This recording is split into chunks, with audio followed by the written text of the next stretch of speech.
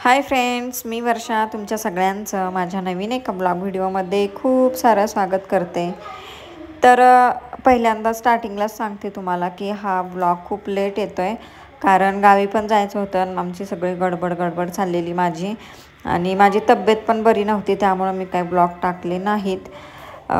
Late झाला आहे, त्यामुळं खूप लेट झाला आहे, जवळजवळ आठवडा झाला आहे। आणि त्यानंतर मी शूटिंग म्हणजे व्हिडिओ काढून ठेवलेले, तेच आता पोस्ट करते आहे।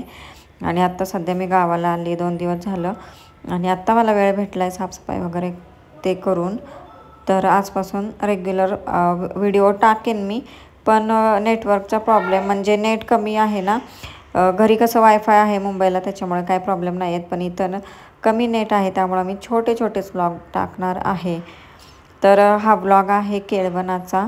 केळवण होतं माझ्या घरी, मी करणार होते, तर त्याचीच तयारी माझी चाललेली होती। सकाळची सगळी कामं मी आटोपून घेतलेली, आणि आता दुपारच्या वेळेस माझं चाललेलं हार बनवायचं। आता डेकोरेशन म्हटलं थोडंफार करावं, म्हणून इथे मी हार बनवत होते। आणि जे नकली असतात हार आपले किंवा डेकोरेशनचं सामान असतं, ते काहीच माझ्याकडं नाही आहे आणि नव्हतं पण, त्याच्यामुळं मग मी फुलं विकत आणली। आणि दुसऱ्या दिवशी अक्षय तृतीया होती, मी तुम्हाला सांगते, हा अक्षय तृतीयेच्या आदल्या दिवशीचा व्हिडिओ आहे। तर मग मी फुलंच आणली विकत, आणि म्हटलं हार बनवायचे आणि त्याचं डेकोरेशन करायचं। तर चाललेलं माझं इथं हार बनवले मी माप घेत होते भिंतीला, की म्हणजे त्यानुसार म्हटलं कराव्यात। फक्त 2च हार, 2 ते 3 हार करायचे होते, जास्त काही फुलं पण कमीच होती, अर्धा किलो होती। आणि दुसऱ्या दिवशी अक्षय तृतीया होती, त्याच्यामुळं फुलं भयंकर महाग होती। मग मी अर्धा किलो तरी पण आणलेली, त्याच्यामध्ये म्हटलं जेवढे हार होतील तेवढे करायचे, आणि दुसऱ्या दिवशी अक्षय तृतीयेसाठी सुद्धा थोडीशी मला फुलं ठेवायची होती। तर हार वगैरे फटाफट बनवून घेतले, आणि आदिराज आराध्याला झोपवलेलं, कारण एवढी दमवत होती ना ती, आणि त्यांनी मला करून पण दिलं नसतं, एका कामाला लय वेळ लागतो, आणि त्यातून मला स्वयंपाक करायचा होता केळवणाचा।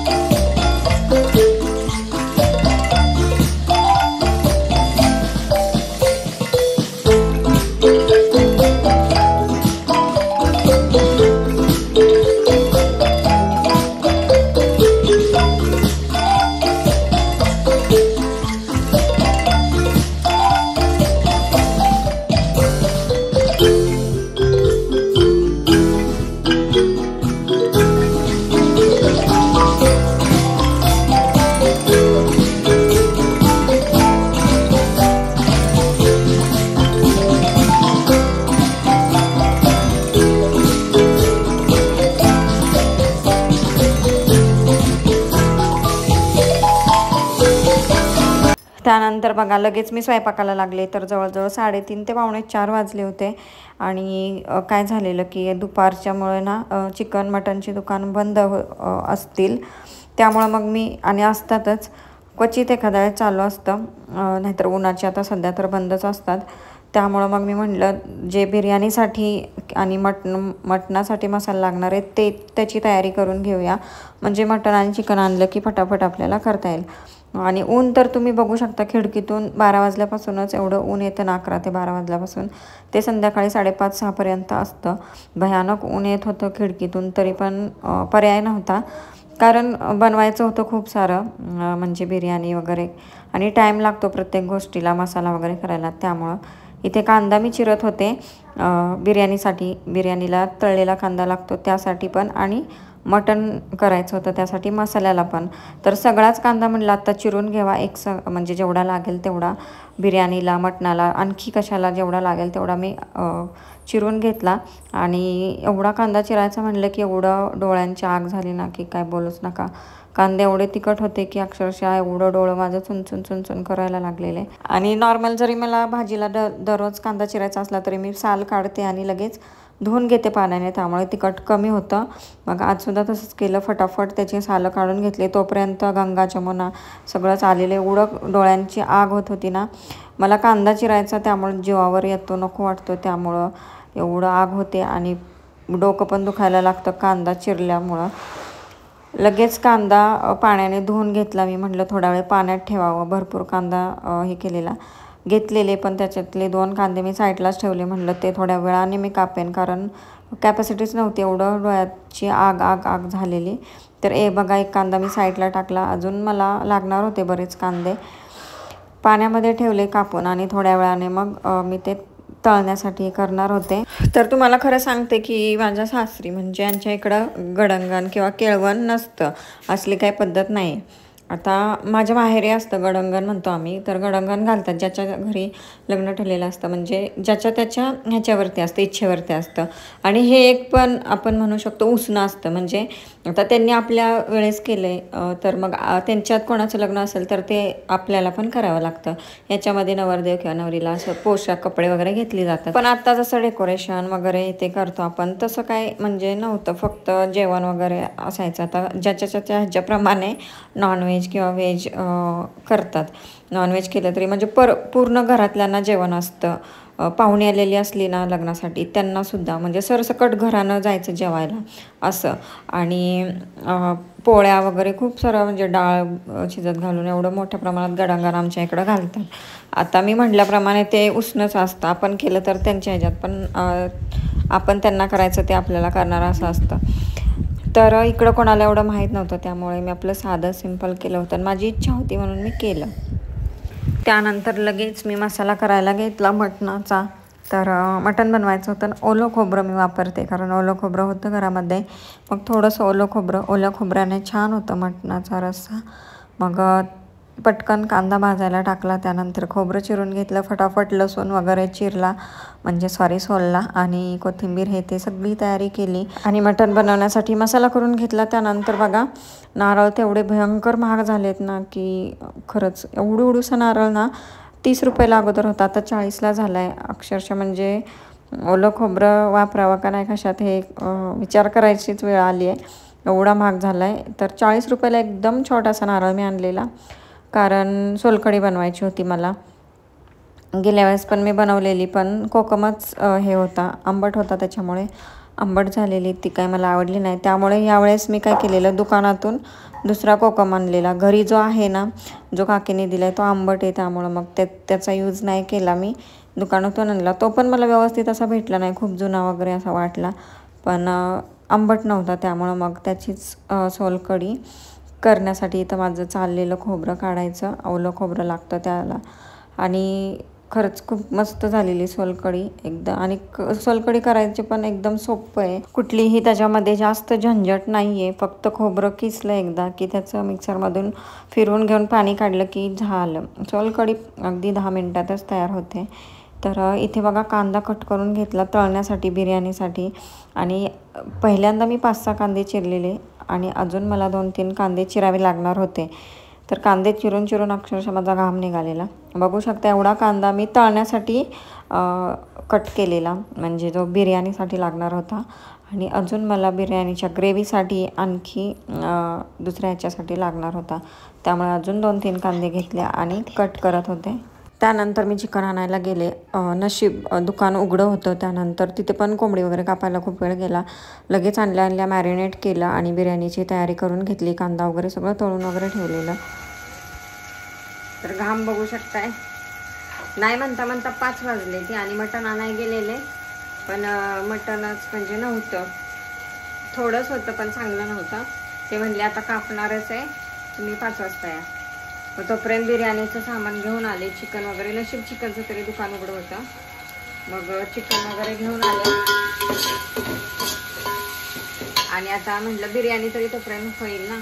मग सगळं बिर्याणीचं सामान आणलं. तांदूळ वगैरे पण नव्हते, ते आणले. आणि आता बिर्याणी करते बघा. कांदा वगैरे तळून घेतलाय. बिर्याणी करणार आणि सोलकढी करायची. त्यासाठी खोबरं पण खिसायचं चाललंय तिकडं. आणि आता मी म्हटलेलं की फक्त म्हणजे मटणचा रस्सा करायचा आणि सुक्कं मटण करायचं, पण आता मला नाही वाटत पॉसिबल होईल म्हणून.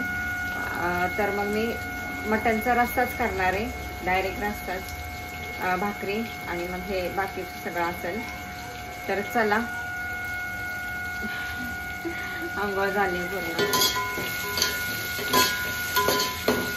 तुम्हाला दाखवते. बिर्याणी दम बिर्याणीच करते, मला नॉर्मल साधी बिर्याणी येतच नाही आणि कधी बनवली पण नाही.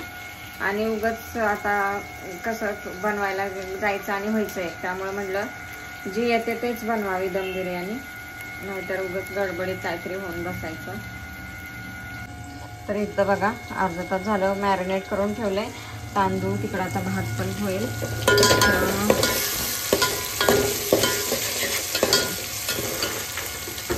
कांदे मसाल्याची तयारी इकडं कांदा ठेवला करून, आणि लागलीच इकडं खोबरं पण खिसते सोलकढीसाठी. फटाफट बिर्याणी केली, मटनसाठी मसाला केला, त्यानंतर सगळी काही तयारी केली, सोलकढी वगैरे बनवून ठेवली. आणि मग म्हटलं आता 6 वाजलेले, म्हटलं हे करावं, थोडंसं डेकोरेशन करावं, कारण तो लेटच येणार होता. तरी पण मला असं म्हणजे धाकधूक होत होती की कधी व्हायचं माझं. आणि मटनचं कालवण फक्त करायचं बाकी होतं आणि भाकरी करायच्या, बस एवढंच होतं. बाकी म्हटलं थोडंफार डेकोरेशन करावं. तर डेकोरेशनमध्ये माझा एवढा वेळ गेला की काय बोलायचंच नाही. अगोदर मी काहीच तयारी केली नव्हती, फक्त हार बनवलेले होते. आत्ता जस्ट हे मी बनवलं, जे आपण लिहिलं शरदचे केळवण ते. आणि हार लावण्यासाठी एवढा वेळ माझा गेला ना, कारण स्टाईलवरती चिकटपट्टी चिकटतच नव्हती. एवढी वैतागले ना मी, एवढी वैतागले की काय म्हणजे बोलायचंच नाही. आणि चुकी झाली खरंच माझ्याकडून ही, की जे मी पोस्टर लावलं ते मला वरती लावायला पाहिजे होतं, हे माझ्या डोक्यातच आलं नाही गडबडीमध्ये, आणि मी ते खाली लावलं. आणि एका वेळेस बरोबर पण वाटतंय, कारण हार एवढे उंच माझे नव्हते, छोटेच होते. तर फायनल डेकोरेशन मी तुम्हाला दाखवेनच. इकडे बघा भाकरी वगैरे सगळं रेडी झालेलं. 8 वाजता बिर्याणी बघू शकताय, दम बिर्याणी पण रेडी झाली आणि खूप मस्त झालेली. फक्त थोडंसं तेल जास्त झालेलं. इकडं मस्त मटणाचा रस्सा पण उकळत होता. किचन क्लीन केलेलं, भांडी वगैरे घासून घेतलेली. इकडं सॅलड वगैरे सगळं कापून ठेवलेलं, सगळ्याची तयारी केलेली. आणि फायनल डेकोरेशन आता मी तुम्हाला दाखवते. हे आल्यानंतर मग आम्ही दोघांनी खूप चिकटपट्टी बघा किती लावले, ते लावून मग आम्ही फायनली त्याला कसं तरी चिकटवलं. आणि खूप वेळ गेला याच्यामध्ये. एवढंसं डेकोरेशन करायला आमचा 1 तास गेला असेल, कारण ते चिकटत नव्हतं व्यवस्थित. आणि फायनल डेकोरेशन असं काही झालेलं आहे. कसं झालं आहे मला नक्की कमेंटमध्ये सांगा. आणि मला काय डेकोरेशन वगैरे एवढं काय मला आयडिया वगैरे येत नाही, तरी पण मी छोटासा प्रयत्न केला.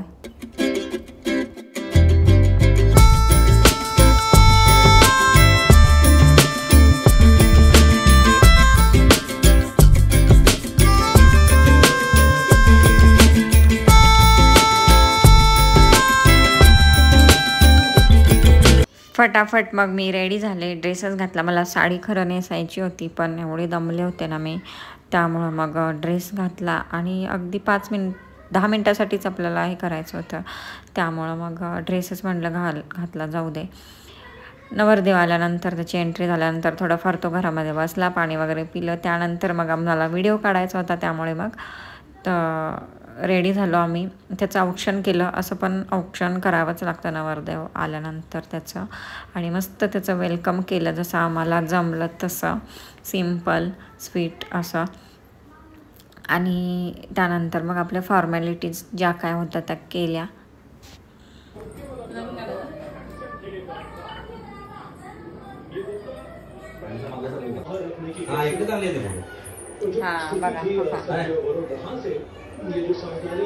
तर झालेलं असं की फोटोच व्यवस्थित आले नव्हते, आणि त्याच्यामुळं मग आमचं डिस्कशन चाललेलं. लाईटीचा थोडासा प्रॉब्लेम झालेला त्यामुळं. आणि 10:30 वाजलेले आणि सगळे जेवलेले, फक्त मीच राहिलेले. मग मी पण जेवणासाठी घेतलं, डेकोरेशन वगैरे तसंच ठेवलेलं.